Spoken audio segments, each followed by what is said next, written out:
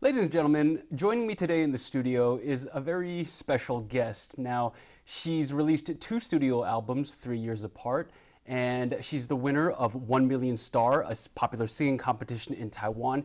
And she's going to shine a light today on what it's like to be part of the music scene here in Taiwan.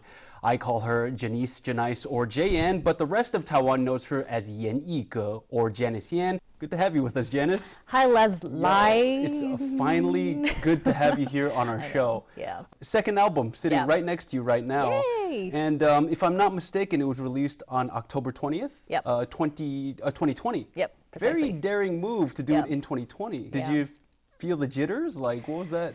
I did. Actually, prior to the full album, we did like a digital version of like an EP. So it's like 4 songs, which are all included in this album. We released that March of last year. And that was when COVID just started and like exploded. We were kind of nervous, actually. We were having meetings and we were talking about whether we should delay it. I was actually kind of going for the delaying because I felt like no one really had the mood for music. Everyone was just like panicking, like. Really? That's what I felt, like people around me. And I was like, we should delay this so like people could pay more attention to music when COVID dies down, when we all thought it would like go away in like 6 months or something. But then we had a few meetings and most of the songs in the EP are quite positive. Yeah. And so my A&R and I were thinking, okay, maybe we should throw out some positivity. Okay.